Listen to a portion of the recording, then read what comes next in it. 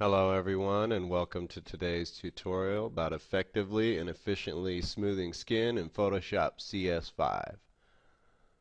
Let's go ahead and get started. We're going to duplicate our background layer with Control J,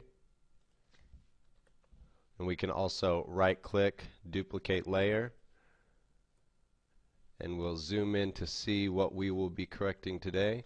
Just some slight skin imperfection, nothing of any significance, no real blemishes to speak of.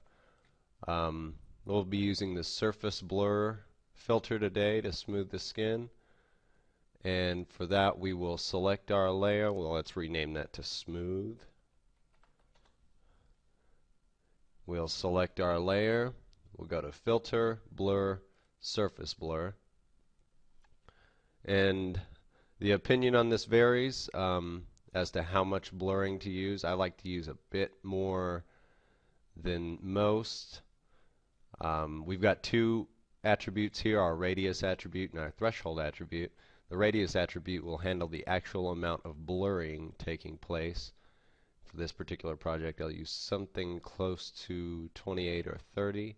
And threshold will determine the area blurred in the threshold of the edges.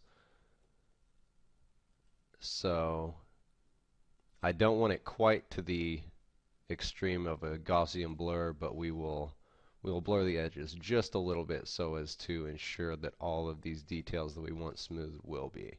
So for this particular project, 28 on radius, 32 on threshold. We'll click OK. And to paint on our smooth layer, we're going to create an inverted layer mask, and we'll do that by holding the Alt key and clicking the Add Layer Mask button. Now you see that hid the entire smooth layer, so how we'll bring that back, we'll select our layer mask, and we'll select our brush tool. I like to change the opacity to 50% so that we get an accurate smoothing without giving the face mask effect. And now we'll switch our foreground color to white so that we can use the brush to reveal the mask. And I'll just paint the areas that I would like to see smoothed. I'm going to try and get around the areas that I don't want smoothed. But here in this area, you see she has rhinestones on her face, and we'll just have to go over that whole area, which I'll show you how to undo that in just a second. A little bit under the eyes, and we'll leave some of that under the eye detail for realism. Just above the lip a little bit more. And the chin. See if you notice we want to leave this edge here. We don't want to blur that out really at all, because that looks very unrealistic. Okay. And especially up above the eyes, we want to leave that for any makeup effects that will be used later on in this particular photo retouch. So now that we've done that, we'll take and correct the areas that do not need smoothing, and we'll do that by switching our foreground layer to black, changing the opacity to 100, and then either manually adjusting our brush size with the slider to fit each area that we want to undo the effect, or we can also use the bracket keys on the keyboard as hotkeys to change the size of the brush on the fly. So I'll just remove the smoothing effect from these rhinestones on her face.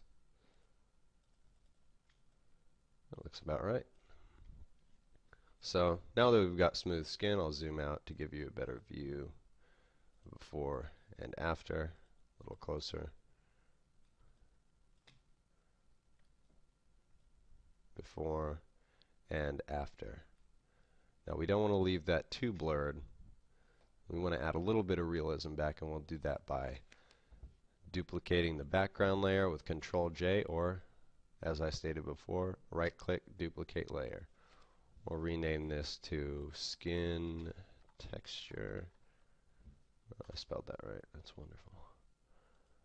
Alright, we'll ensure that our skin texture layer is selected. And now we will duplicate the layer mask used on the smooth layer by holding Alt, clicking the layer mask, and dragging it to the skin texture layer.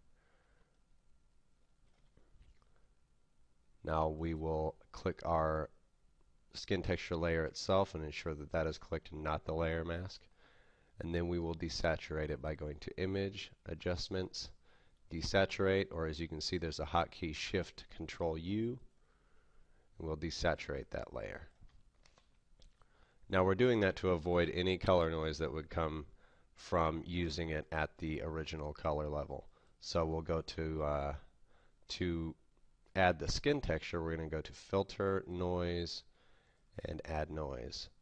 I'm going to add just enough noise to cover up the original texture, but not so much as to completely obliterate it entirely. So we want to still be able to see some contour in the skin. That looks about right. I'm going to ensure the distribution is uniform, and that will keep the noise true to the original texture of the skin. And we want to ensure that our monochromatic box is checked so that we don't incur any additional color noise. We'll click OK, and then we will change the blend mode of this particular layer to soft light. And that will give us back a little bit of detail, but if you'll notice, it's extremely grainy. So we'll change that by going to Filter, Blur, Gaussian Blur, and we will set it just high enough to blur out a few of those, a little bit of that unwanted graininess. We'll say OK. Now, I wouldn't say at this point this looks entirely realistic. You'll see that we've got some blotchiness here on the cheek, and we're going to want to remove some of that, but we don't want to do it by lowering the opacity, because in some areas the effect does look optimal. So how we'll do that is we'll select our layer mask for the skin texture layer. We'll then select our brush tool. For this particular technique, I like to lower the opacity about 15% so that we ensure that we remove just what we want to. Once again, ensure our foreground color is set to black. We'll change the brush size a little bit larger. We'll start painting to take away a little bit of that unwanted skin contouring and blotchiness, leaving the areas that we feel that the effect was optimal. It looks like it washed out a little bit of this left cheek, so we will go over that and bring back some of the contour here, some of the detail.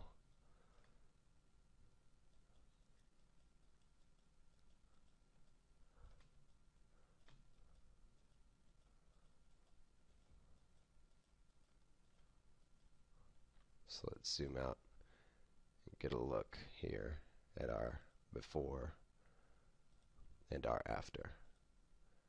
If you'll notice, using this technique give us a little bit of washout in color, and how we will correct that is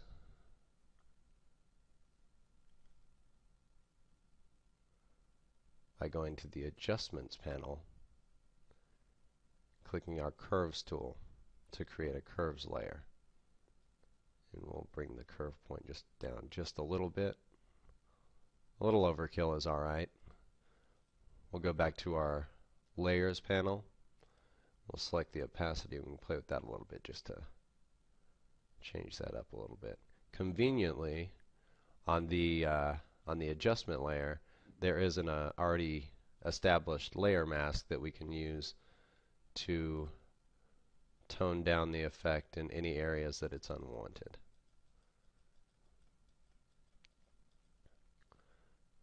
Now let's get close so we can see it detailed before and after. So before the skin smoothing effect and after. And that's how you effectively and efficiently smooth skin in Photoshop using the surface blur and the add noise filter.